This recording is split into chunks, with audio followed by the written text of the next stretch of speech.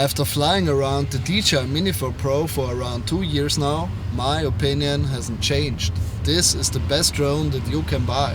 But out of the box, it won't deliver cinematic results. The real magic happens is when you set it up the right way. And most people never touch the settings that actually make all the difference. Right now, I'm driving to a cool drone spot here in Austria, so grab your controller, get yourself a coffee, and let's dive in. Okay, so we just arrived at the location. Now I will get my drone up in the air, I will show you all the basic settings, and after that we will move on with the most essential ones. Let's go! I'm always shooting in 4K 30 FPS so that I'm able to slow down my footage to 80% on a 24 FPS timeline. My shutter speed always stays double the frame rate, so in this case 30 FPS, shutter speed 1/60. My ISO is always locked on 100. Only in extreme low-light conditions, like sunrises or sunsets, I bump it up to 200 or 400 if necessary. Since a lot of you ask me if I use ND filters for sunrises or sunsets, yes I do, but more on that in a minute. The D-Log-AM option always stays activated. This is your secret weapon for professional color grade and endless flexibility in the edit. Never fly your DJI Mini 4 Pro without it. Nothing more to say here. The color display assist will give you a rough idea of how your final clip could look like, so I always keep this option activated. My white balance always matches the overall condition of the scenery or daytime, like in this example 5600 Kelvin for bright daylight, 3200 for sunrise or sunsets, and 6,000 or 7,000 for cloudy or overcast days. Never choose the auto white balance option. It will only lead to inconsistency in your shot, especially when you turn your drone in another direction as you see in this example. That's a beginner mistake, so never choose the auto white balance option. Exposure always stays at 0.0 or slightly underexposed. You can always recover shadows out of slightly underexposed images. But if you overexpose or blow out your highlights, they are gone forever, so always watch out for that. A simple trick, if you're up in the air and the exposure isn't perfect, just push your ISO to 200 or maybe 400 if it's too dark, and vice versa, you could increase the shutter speed to 1/80 or 1/100 if it's too bright. This is much quicker than landing, swapping filters and taking off again. So always play around and adjust these settings mid-air if you have to. Now pay close attention, because if you don't get these settings right, you will never unlock truly smooth or cinematic movements with the Mini 4 Pro. We are talking about the Gain and Expo settings. The first setting is the max angular velocity or yaw speed. A high value means that you're working with very harsh and sensitive movements from left to right.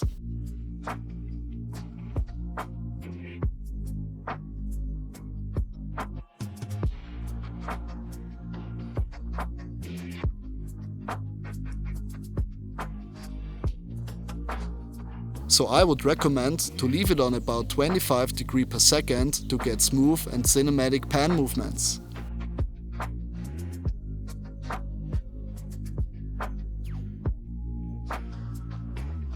This and all the following settings can be adjusted separately for either the cine, normal or speed mode.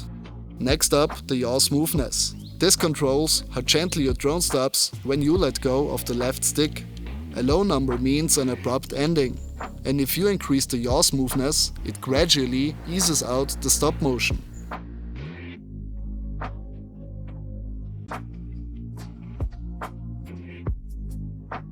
My recommendation would be to set it on 20 to 30 to achieve a good balance and natural results. Now we move on to the Expo settings. These settings affect how much stick movement you need to put in versus how much movement you get on the drone itself. With lower Expo values, your curves are flat. This means your drone won't start turning immediately as you move your stick to the left or to the right. It gradually builds the movement.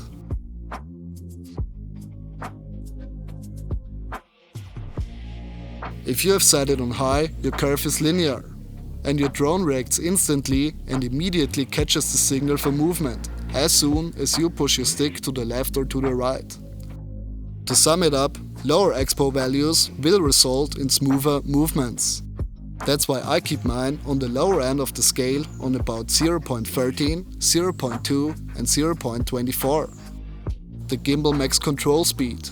Very important setting for smooth videos. This affects how fast your gimbal is pitching up and down when turning the wheel on the backside. The lower the number, the better.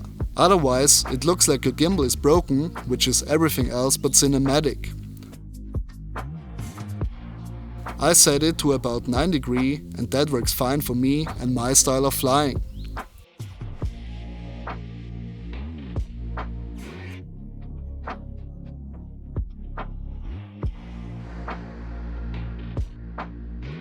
The tilt smoothness. Similar to the yaw smoothness, this setting will change how abrupt the tilt movement gets stopped.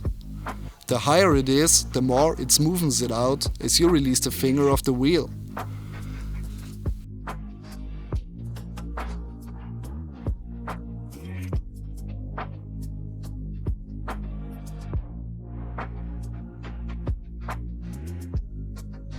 Please consider that all these settings work perfectly for me and my style of flying, so don't just copy them blindly. My advice is to go out, push these settings to its limits and play around to see what works best for you. Of course, you can use my settings as a solid reference or a good starting point.